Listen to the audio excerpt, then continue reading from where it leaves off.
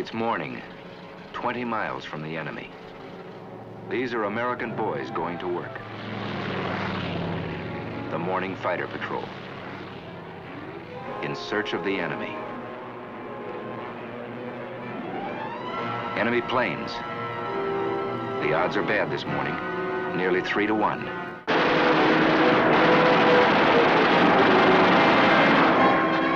But it's 3 Nazis spinning down in blood and flame to every one of ours. Routine morning patrol. They're good planes, wonderful planes, and their pilots are good too. Listen. Yesterday I fulfilled one of my ambitions as a combat pilot. I got 1 airplane. An American far from home, fighting a war around the world. Listen again. This was my leader, and the second ship was me, and 2 Focke-Wulfs came on my right. I turned right and put up a stone wall of bullets, and the first... A wall of bullets. It wasn't so long ago these men were students in a university, workmen in a shipyard, just plain citizens from everywhere USA. They changed jobs, they changed clothes. They took a train into the future. They didn't know what the future would be, but many hoped they'd get the chance to fly and fight in the air. Some wanted that chance more than anything in the world. Deep inside Alabama is a famous school called the Tuskegee Institute. It was founded on July 4th of 1881.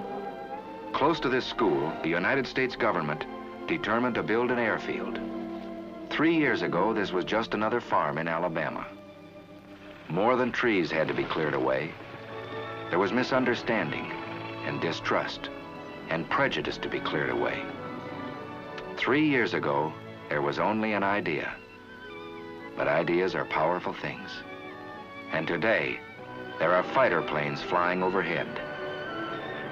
Instead of swamp and yellow pine, there are hangars, repair shops, barracks. Instead of patches of corn, concrete flight strips. But that's not enough. You can't make a fighter squadron out of concrete and aluminum and a can of paint. It takes men. A chemistry student, a welder, a shoe salesman must learn how to fly. A group of average Americans must become a team of fighting men with wings.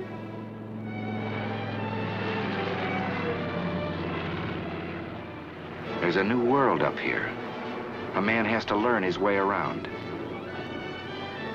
It takes many weeks of learning to make a fighter pilot. And a lot of that learning is done in a hard wooden chair. Because a fighter pilot is a combination of a mathematician and an athlete, a scientist and a sharpshooter. He's got to know what goes on inside his plane. The heart of his fighter is steel and copper. Its bloodstream is gas and oil. But its brain is the man who flies it. He begins in a safe, slow plane, 2 wings instead of 1. But he flies many hours inside a closed room. In the morning, he may be flying a prescribed course over a sheet of paper. In the afternoon, he may fly the same course above the clouds.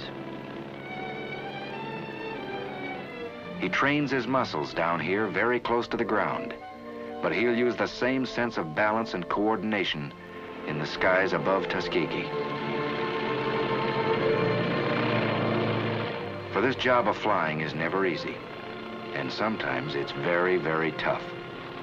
But he's learning how high and how fast and how far he must go to reach the enemy.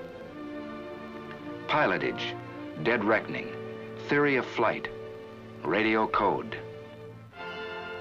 Yes, he's getting muscles in his mind. He's getting hard, keen, quick. He's coming into the clear. Here above the warm, familiar hills of Alabama, these Americans are learning to fly in those tight combat formations they'll use someday to hunt down the German above his own cities. In addition to fighter groups, a year ago this field began to train men for medium bombers, and that too was a pioneer step. But one thing it proved: you can't judge a man here by the color of his eyes or the shape of his nose.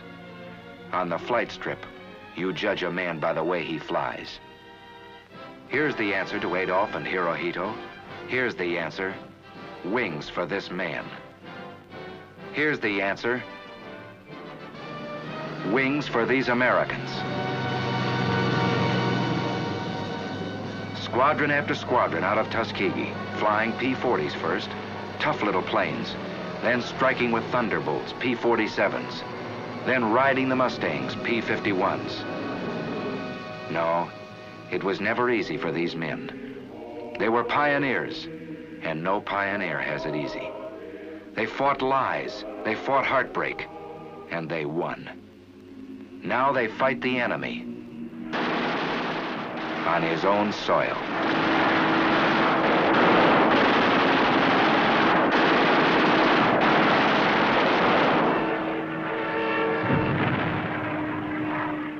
They fought the enemy not without loss. Out of the first class to graduate almost 3 years ago, only a handful are left alive, so that liberty might not perish from the earth. 3 years have passed since the founding of Tuskegee Airfield. 750 pilots have been trained. 50% of them have been in combat. A new road is being beaten out, broad enough now for thousands and 10,000s. A good road for our country. These men remember that, marching or flying. They remember backing them up, their families, their friends, who expect so much of them, and backing them up, the men and women of every creed and speech and color who made these planes, and backing them up, the most powerful force in the world, the strength of the American people.